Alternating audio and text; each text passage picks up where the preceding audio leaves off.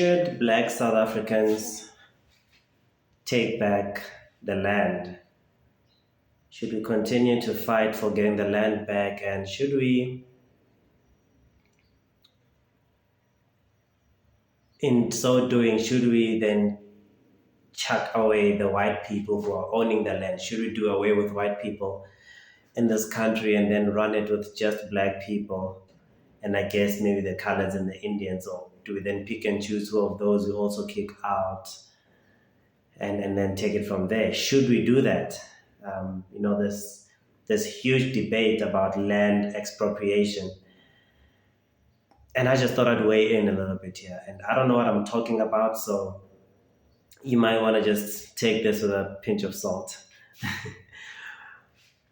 Looking at the systems that run the country now, the economy, the politics, the judiciary, the law, the infrastructure. There's so much of it that has been developed outside of our communities. And by our communities, I mean the black communities. All of it was created in our absence. It was specifically created to isolate us out, to keep us out of this system that has been built. Unfortunately, we did not develop our own systems and our own politics and our own laws that would help us govern anything really.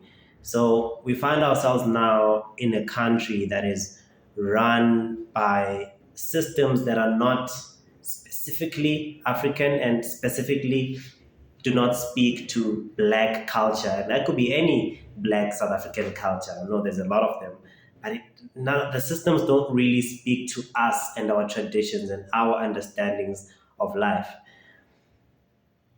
Now, through building these systems, what they've done is they've ensured that everything that supports these systems, they've ensured that they build a value chain that works very well. It inter different aspects of the economy, different aspects of society, different aspects of the country interlink and work together in order to create this South Africa that was a great trade partner, that had a great economy, which I guess it still does, but that was a force to be reckoned with.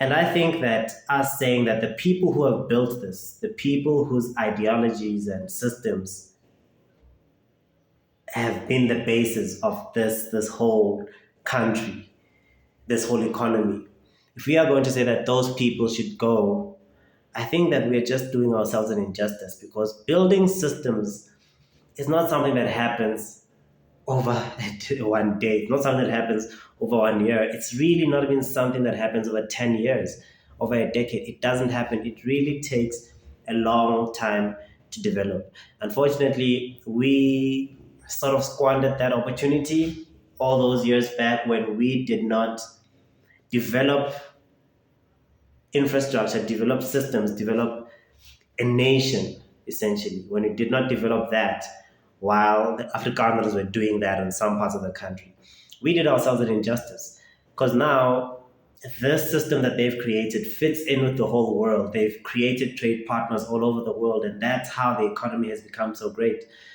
There's so much products that are created in South Africa, especially consumable products. And that's what really runs an economy. Consumable products, them being consumable, means that you produce them, you consume them, you have to produce them again, they're consumed, produce them again and again, and that cycle continues. And look at a lot of the products that we have in our shelves. They're created by a lot of white companies.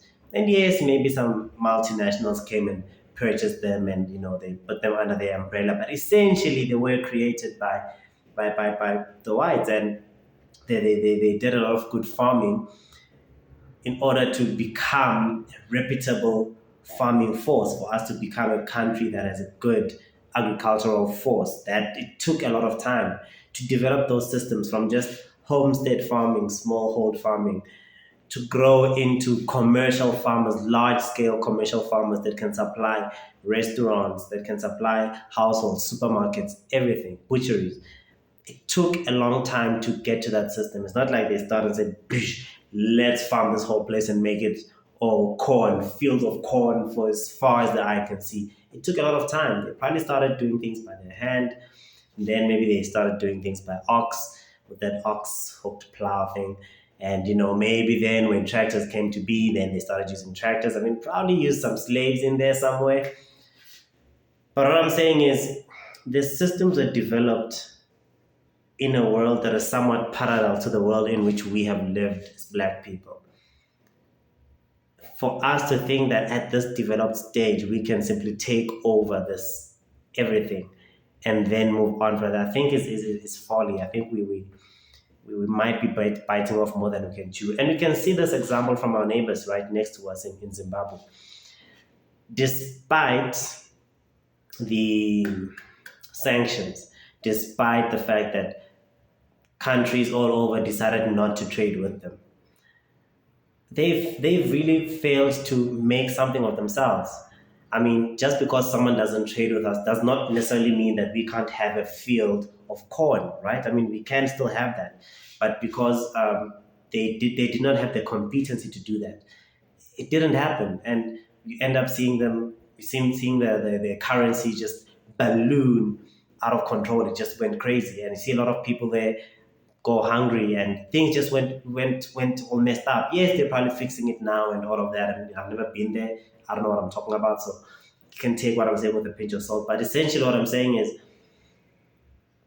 I don't feel like if we take away that aspect of this whole thing, then we are still going to be able to continue it. And again, we can even see these examples within our own country.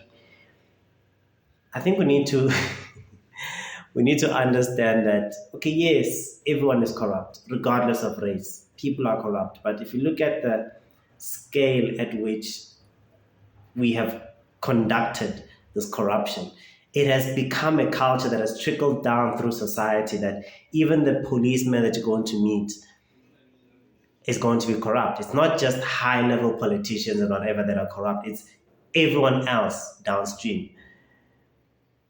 And if you think about it, if now you say, okay, let us now take everything and put it in the hands of these people, you'll then see that these people are just not going to do what is going to be of benefit to everyone.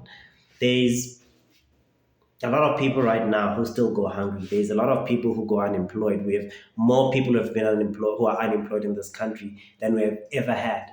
That is just a fact. And if you look at what has changed, it's the fact that a lot of things, a lot of entities, a lot of systems have now gone into the hands of black people. And as much as it pains me to say this, I feel like we have then messed up. And probably because we do not understand what it takes to actually maintain a system, let alone build a system, but to maintain a system, to continue it, to progress it. And once you're saying you're maintaining something, it's not like a car that you just wanted to keep, you want to keep it at that level. If this is an economy we're talking about, if this is a country we're talking about, you want to elevate it. You want to become better than you were the year before. Means you want all your citizens to be better. They must be better educated. They must be better skilled. They must be better equipped to survive in this country. If you look at us now, we're not. We've lost a lot of the economic landscape. You look at the spaza shops that we have. A lot of them are gone. Look at the hair salons you got. A lot of them are gone. You look at supermarkets, big business. Very little, if any of it, belongs to us. And by us, I mean black people. It still mainly belongs to the white people. And then the other stuff belongs to other foreigners. And then you think about it, that if we had certain things, salons, spaza shops, and so on, yet we have now given those to other people, what then are we going to do with this land if we take it? Based on what we have, based on what we've done with the little that we've had, it does not seem to me like we're going to do much if we, with the whole country, if we actually take the land. So I don't think that actually is something that serves us well. I believe that we have to start from a grassroots level, understanding that whatever generation we're at now, whatever people we have now who are perhaps who are perhaps being considered to take over certain things, certain entities, certain programs, certain systems. Let us understand that the ship has kind of sailed for them. Yes, they're wise, they have the knowledge, they have the experience, but let's understand that they haven't grown up with it.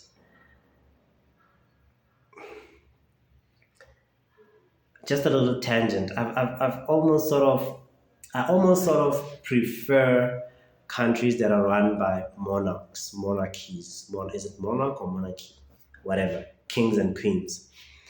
I prefer that because from the moment you're born, you are known to be a king, future king, and you're raised that way. You are prepared for the role. You are groomed for it.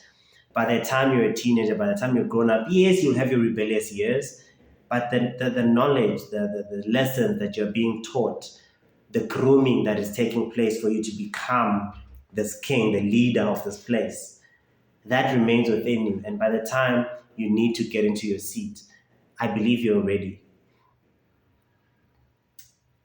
This, let me connect it back to what I was talking about. I believe that we need to be now, actually we should have done this 30 years ago when we gained democracy. The people now who are my age would have been the ones who are now getting into these positions and actually starting to progress the country. Actually, not even now, even 10 years ago when people were 20, they probably could have started getting into these positions and started progressing things. But then what we should have done is when they were younger, in 94, we should have started identifying young people. Okay, maybe you cannot identify them as babies, but probably could have gone to like grade 5, grade 6, when people are around 10 years old, maybe even 5 years old, and start to say, okay, you seem like you have a bright future ahead of you. Let us start grooming you to understand these systems. Let us take you to places where you're going to meet up with people who are running things. Go to places where you're going to meet up with other such thinkers, other such future leaders, so that you are groomed to be a future leader. You are groomed to fit into the system that has been built. But now we are saying, okay, now that we're switching the system to make it not just Afrikaner based, but we want it to be South African. We want you to integrate the knowledge that we have as Africans, as South Africans, with the knowledge that white South Africans, the Burus have, and the systems that they've created and curated. And we now want to fit it into you as a kid, as you're growing. But also at the same time, let us bring in information from all over. There's the internet that's starting to blow up. Let that should be integrated into this. So that this person grows up with a holistic understanding of systems, a holistic understanding of economies, a holistic understanding of politics, a holistic understanding of management, and I guess most importantly, a holistic understanding of leadership. And I think if we had done that, we probably would have had now thinkers who are able to come up with solutions that are going to take us into the new generation, that are going to take us into a new and brighter dawn for this country. And those people are probably going to be consulting with the elders. Okay, does this make sense? From your wisdom, what do you think of this? Okay, but we're thinking of innovating in this way. But then let's run things this way. Okay, there are people who are suffering here because of this. Okay, let's try this solution here. How about I try that other solution in a different place? And again, I don't know what I'm talking about, but I just think that we could have curated a plan to say, we need to find a way to slot into these places. But we don't really understand the systems quite well. So let us get these people who are going to be our future soldiers. I think I've seen this movie, Salt. Salt is the movie with Angelina. And they've programmed her as a kid for a certain target for years in the future. And she grows up becoming a great spy, and she ends up actually, did she actually accomplish the mission or did she defend the mission? Something along those lines. But she grew up to be a great soldier, a great leader, a great spy, a great candidate to to complete the mission. There's a better word for this. There's a better phrase for that, but that's what comes to my mind right now. And I think if we had done that with young kids back 20, 30 years ago, I think by now we would have a good pool of people to choose from who are going to take South Africa from where it is or from where it was into the future of what South Africa can be, of what South Africa should be, instead of what we have now. I mean, I don't even want to say what we have now because it's just going to be offensive to a lot of people. And I think we all know what is happening to our country and our people. And it's just so embarrassing and so frustrating. And we love the country. That's the thing. We love the country. We love our people. But we just keep on disappointing ourselves. We keep on letting ourselves down. And I start to look at it and think 30 years of democracy, well, almost 30 years, 3 decades of democracy. And what have we done? What could we have done better? How should we move going forward from this point? And yes, I know there's been an argument. Yes, younger people are needed in politics and blah, blah, blah. But I honestly don't think that we have enough young people who are groomed well enough. We were not bred to be leaders from a young age.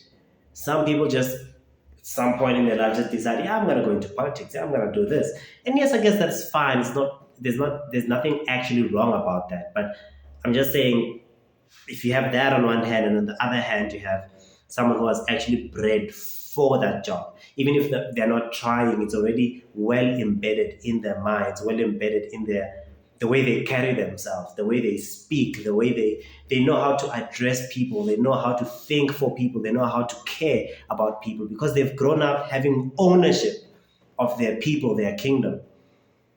And I think that is sort of a hybrid of that and something else is what we should probably start to incorporate into our systems so as to hopefully create better leaders for the future.